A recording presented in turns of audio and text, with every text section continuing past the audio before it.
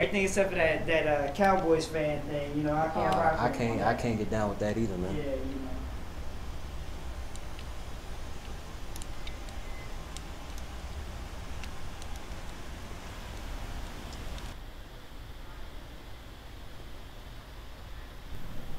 you know. Yo, what up?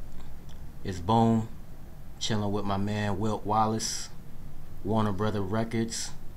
We about to get it in real quick. Man, go ahead and tell them who you are. What's going on right now? Yeah, my name Wilt Wallace, Warner Brother Records, here in the promotions department. Do urban promotions, promote the rap music to the mix show DJs, the clubs, the streets, and all that. Get the records popping. And I'm out here with my man Boom. You know, shout out Boom TV. You know what it is. Once again, man, we still here with my man Wilt Wallace. For those people that don't know, I'll tell them quickly. I found you on Twitter, just like that. And now I'm in the office, Warner Brother Records, Atlanta. It can happen that easy, man, seriously. For those that don't know, independent artists, whoever's in the industry, why don't you go ahead and tell them exactly what it is you do? All right, cool. Well, I'm the manager at Southeast Mix Show Promotions. So basically, what I do is when we get new records from our rap artists, whether it be Waka Flocka, Gucci Mane, Kirk Bangs, Meek Mill, Wale, I get the records. I take them out to the mix show DJs on your local radio stations, the urban mainstream stations. Here in Atlanta, it'd be like V103 or Hot 107. I'll take them the records, get them to test them out, listen to them, try them in the clubs, and find different ways to introduce the records to the audience and get them played on the air, basically. That's what it is. Yeah, Take note. yeah. You know, there's more to it, but you know that's the basic gist of what we do. So. Already. Alright, y'all, we just got a very detailed explanation of my man Wilt's duties. If you could, man, tell us exactly how you came into that position. I mean, I know it took a lot of hard work, a lot of dedication, a lot of grinding. How did that happen, man?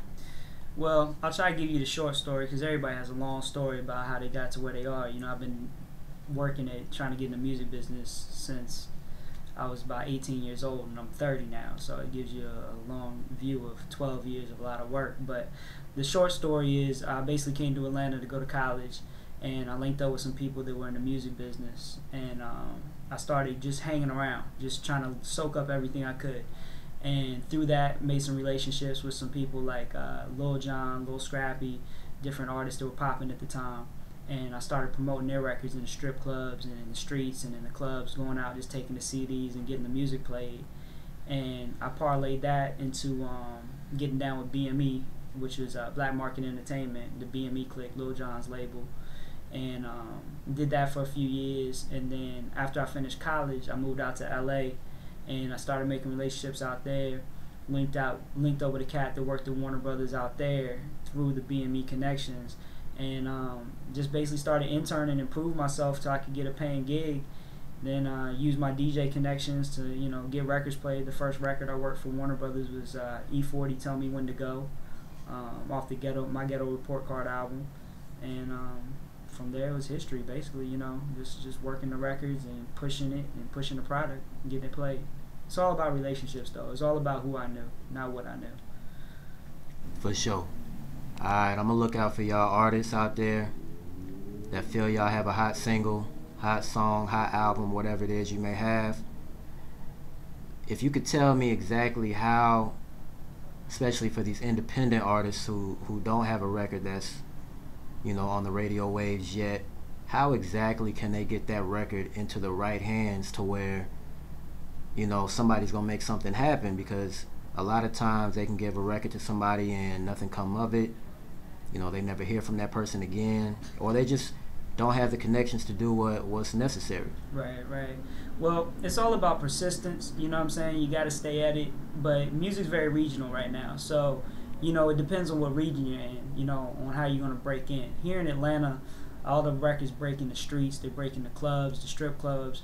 So you gotta have those relationships. But the best thing I can tell artists to do is don't worry about the magic dust syndrome. Don't worry about just getting around somebody that's famous or powerful and just hoping that they spread some magic dust on you or snap their fingers and say, I like your talent, I'm gonna put you on. Don't do that. That's the short, quick lottery way. That's like playing the numbers every week, hoping that you hit 1 million. But the way that you can really solidify yourself and get that longevity is put the work in there and treat yourself like a political candidate and get out there and campaign. You need to meet every person you can. I mean, the club owner, the club manager, the bartenders, the street team people, the radio people, the bouncers, the club promoters, the strip club DJs, the strippers, the white club DJs, the black club DJs, everywhere you can go, the industry people, the label people, everybody. You need to saturate yourself. The people to shoot videos. Make sure that they know you and know you for what you do. And once you start branding your name and creating a name brand, the people that need to hear about you to actually push that button will hear about you, and they'll be able to come and find you. If you have to look for the people and tell them to listen to your music, then you ain't done enough groundwork yet. You gotta stay in those streets and get yourself known, and then your name will speak for itself, and they'll come looking for you. Amen. Alright, it seems like Warner Brothers right now is elevating in the game, especially on the rap side. I know Currency was added not too long ago. Ross, not too long ago. You know, you guys are dealing with the whole Maybach situation. Where would you say the state of Warner Brothers is right now? Well, urban-wise, I say we're in a real good position. You know, we did a lot of good things last year with the Brick Squad, with Waka Flocka, Gucci. A lot of success through those guys. You know, now we have the situation with Maybach Music, where Ross has brought his label over here and did a label deal. He didn't sign over here as a solo artist, but he has signed his label over here. So Pill, Meek Mill, Wale, all those projects are coming out off of Warner. Like you said, Currency is coming out. He's got a real, very vast fan base out there. He did some tours last year, put out a lot of mixtapes, a lot of downloads, a lot of sales. So I'm really excited about working with him. We got a kid out of Houston named Kirko Bangs is popping off. He has a song called What Your Name Is. They got a lot of play in Texas and in the Southeast, even in Chicago, Philly. A lot of big markets got behind him. So we have a lot of stuff coming, even on the Urban AC side. On the adult side, we have like Eric Benet, we have Jill Scott. She's dropping an album June 21st. So we have a lot of different things coming down the pipeline that, you know, we're really looking forward to and excited about. All right, I'm in the room with a music vet, so I mean this question was inevitable. You gotta tell me who your top 5 rappers in the game are. Well, my favorite of all time is a pretty typical list. I think a lot of people name these people, but and there's some other people that are dope, but just these are my iPod joints. These are the ones I'm rocking all day.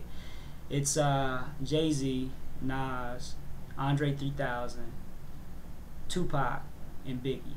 Those are my favorite 5 right there. And it's tough to say which one is the best, but my favorite has always been Big because of the way he was so versatile.